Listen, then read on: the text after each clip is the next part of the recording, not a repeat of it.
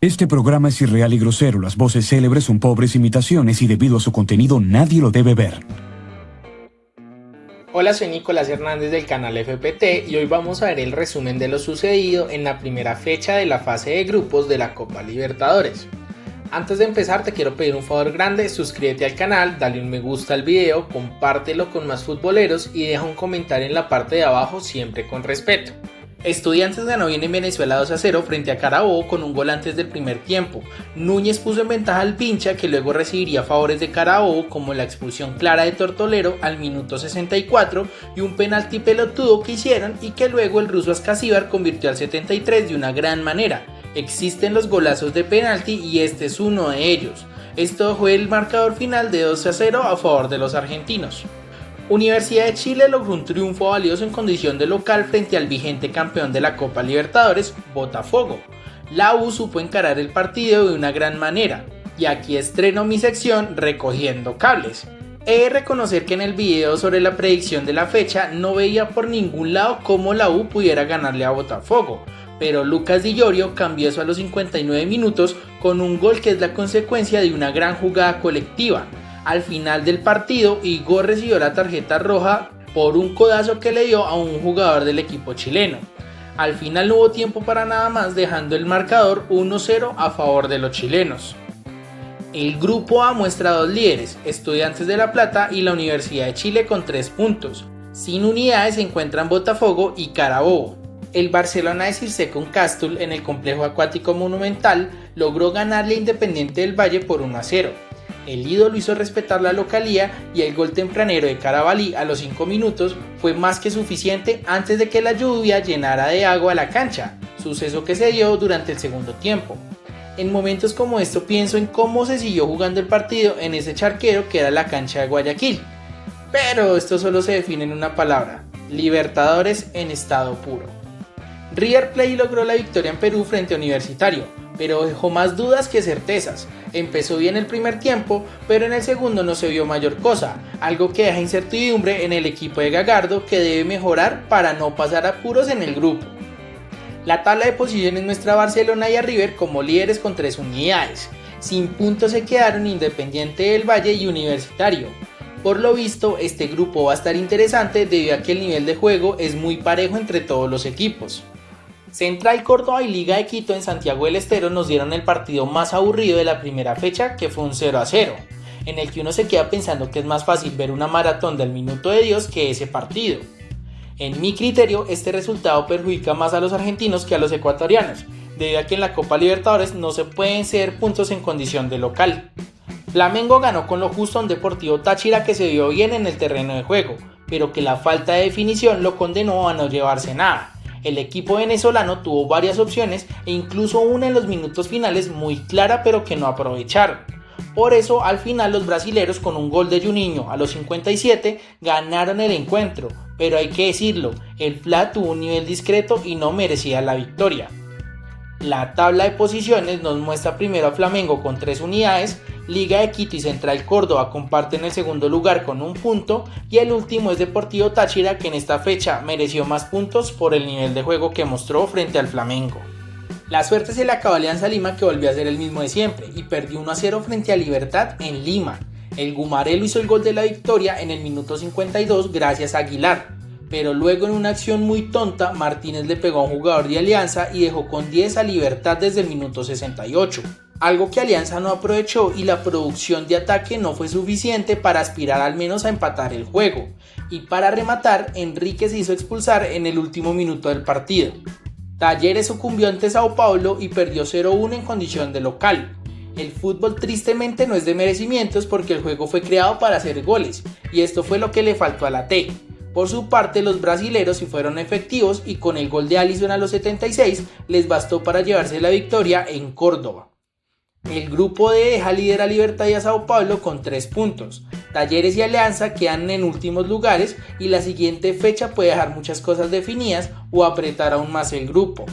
Bucaramanga se disfrazó de Selección Colombia y Leonel Álvarez hizo un Néstor Lorenzo y empató un partido que con mejor manejo pudo significar 3 puntos que serían vitales si el Leopardo quiere aspirar a algo en la Copa, aunque en el proceso nos dio un partidazo que quedó 3-3 frente a Colo-Colo. Los búcaros iniciaron ganando con goles de Londoño al 9 y Ponce al 24. Luego el Cacique descontó por medio de Correa de penalti a los 38, con lo que el primer tiempo quedó 2-1. Para el segundo tiempo a los 57 aumentó la cuenta para los bumangueses de la mano de Henao y en ese momento llegué a pensar que la victoria sería para el equipo colombiano. Pero se asustaron con el resultado, regalaron el balón y espacios y esto lo supo aprovechar Islas, que puso el 3-2 a los 63. En ese momento Bucaramanga y su técnico Leonel Álvarez entraron en pánico y en el minuto 78 el Tierno hizo cambios para cerrar el partido, pero a los 5 minutos le empataron y la verdad ya no pudo hacer nada para salvar el resultado. Literalmente estamos cagados y con el agua lejos. Correa a los 84 hizo el doblete y selló el 3-3 final. Se cumplió el pronóstico y Racing le ganó 3-0 a Fortaleza en Brasil y lo hizo a lo grande, le pasó por encima al equipo brasilero y no dejó ninguna duda en este partido, que mostró lo fuerte que está el equipo de Costas, de lo fácil que se le hace jugar en Brasil y si antes lo di como posible candidato al título, ahora lo confirmo debido a que sorteó el partido más jodido que tenía en la fase de grupos. Con goles de Salas a los 26, Almendra a los 48 y Sosa a los 84, sellaron un gran triunfo en Brasil que los pone en carrera hacia el título de la Copa. La tabla después de esta primera fecha nos muestra líder a Racing con la sólida victoria obtenida en Brasil, Colo-Colo y Bucaramanga comparten el segundo puesto con 1 punto y Fortaleza queda último con un detalle importante, la diferencia de gol negativa que tiene le puede pesar a futuro. En la segunda parte de la sección recogiendo cable, Atlético Nacional sorprendió gracias a Inestrosa, quien abrió el marcador con un disparo de media distancia en el 45+2. Para el segundo tiempo Atlético Nacional inició de la misma manera y en el 55 Viveros marcó el 2-0 con un gol horrible que hizo de Arepa después de una jugada y asistencia de Marino Inestrosa. Por último, Morelos puso el 3-0 en el minuto 72 con un pase del mismo Inestrosa, que definitivamente jugó un partidazo y merece estar en el equipo de la semana, pero ahora después de la parte linda vienen los lunares. Primero, Nacional de Montevideo no mostró nada y eso agrava más la situación precaria que vive en la actualidad tanto en la liga y ahora súmele en la Copa. Segundo, el verdolaga tiene lagunas en defensas porque regalan balones o dejan bastante espacio en los despistes que tienen los defensores y esto le puede traer problemas a futuro. Adicional, el ataque también debe perfeccionar sus movimientos debido a que el verdolaga fácilmente pudo hacer de 5 a 6 goles, pero la definición de las jugadas no estuvo acorde a la producción de ataque. Por lo pronto es un buen 3-0 para el equipo colombiano. Bahía e Internacional repartieron puntos en el Arena Fontenova. Bahía se adelantó en el partido con el gol de Oliveira a los 73 minutos y esto era un resultado justo porque en parte Bahía había hecho más por el partido y estaba mostrando mejor nivel que el Inter, pero en el 84 Energout empató el partido y determinó el resultado final 1-1. Mal resultado sobre todo para Bahía que deja puntos de local y para Internacional es un pequeño logro pero debe obtener la victoria en el próximo partido para que valga la pena haber obtenido este empate en condición de visitante.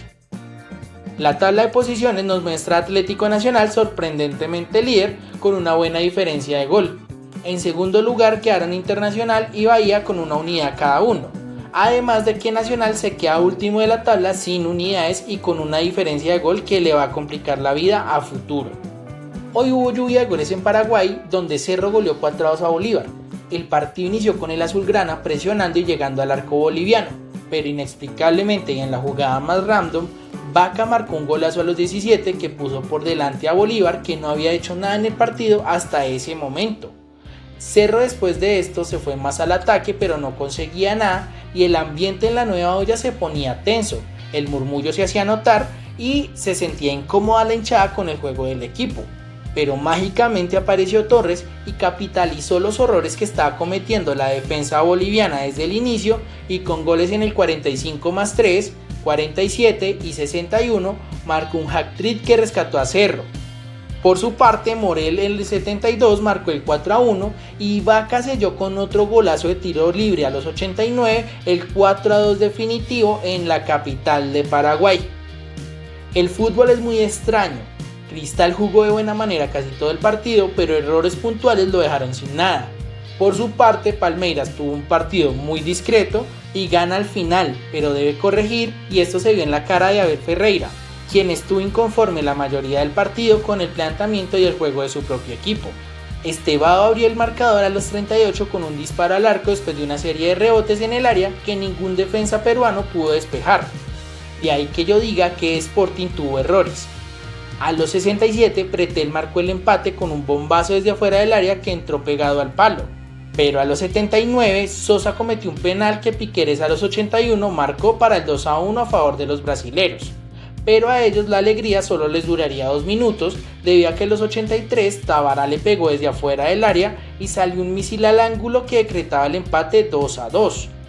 De verdad que Sporting Cristal en este partido se fajó con los 2 golazos que hizo, pero tristemente no sirvieron de nada porque al 90+1 Richard Ríos le ganó de cabeza a la defensa del equipo peruano y estableció el 2-3 final que aseguró los 3 puntos a los brasileros en tierras peruanas. El grupo G dejó líder a Cerro con 3 puntos y mejor diferencia de gol que Palmeiras, que tiene las mismas unidades, y sin puntos se quedaron Sporting Cristal y Bolívar de La Paz. En la tercera parte de mi sección recogiendo cable, Vélez es el protagonista debido a que le dio la vuelta a un partido muy jodido frente a Peñarol, que fue muy poquito en Buenos Aires y no merecía ir ganando el partido cuando Fernández lo adelantó al minuto 48. Parecía que esto se iba a mantener hasta el minuto 90, hasta que Carrizo en el minuto 80 puso el gol del empate. Y más fue la sorpresa cuando en el 90+5 el pie de Montoro puso el gol de la victoria en Liniers, que estalló de alegría y se dio un milagro por completo debido a la situación en la que venía el cuadro argentino, que con este 2-1 mantiene un poco la esperanza de que todo puede cambiar de la mano de Barros Esqueloto y que puede aspirar a pasar la fase de grupos. En la última parte de la sección y en el último partido del que voy a hablar en este video, hay que recoger cable hablando del milagro de San Antonio Bulo Bulo, quien logró un triunfazo frente a Olimpia en Cochabamba. Viveros adelantó a los 30 al equipo boliviano con un golazo desde afuera del área. Benítez a los 64 empató el partido con otro golazo con un lanzamiento 3 dedos desde afuera del área. A los 71 Barbosa volvió a alentar a los bolivianos y al 79 Olimpia lograba el empate con un gol después de un centro de Ortiz. Y todos pensábamos que todo iba a quedar así hasta que en el minuto 90+8 se decretó un penal debido a que Barreto derribó a un jugador boliviano dentro del área. Julio Herrera tomó el balón y en la última jugada del partido le dio la victoria a los bolivianos, quienes hacen su debut en la Copa y consiguen su primera victoria y lo hacen frente a un campeón de la Libertadores. Esto es una victoria de una dimensión gigantesca que nadie tenía en los papeles. Por eso el grupo H deja de liderar a San Antonio con 3 puntos y con más goles a favor que el segundo, que es Vélez, que tiene las mismas unidades. En el último lugar quedan Peñarol y Olimpia, que con este resultado los bolivianos hacen presumir que el grupo se va a apretar aún muchísimo, porque ahora el decano tiene que salir a buscar unos puntos que en el papel todos teníamos seguros que eran para ellos. Y este fue el resumen de la primera fecha de partidos que se dieron en la Copa Libertadores y las tablas de posiciones de cómo van los grupos. Nos vemos en el video de la predicción de la fecha número 2. Por el momento vamos a dejar el video hasta acá para no hacerlo muy largo. Antes de terminar te quiero pedir un favor grande: suscríbete al canal, dale un me gusta al video, si te gustó compártelo con más futboleros y deja un comentario en la parte de abajo, siempre con respeto. Mi nombre es Nicolás Hernández del canal FPT y por favor olviden la frase de Alejandro Domínguez: la Copa Libertadores sin brasileros es como Tarzán sin chita. Adiós.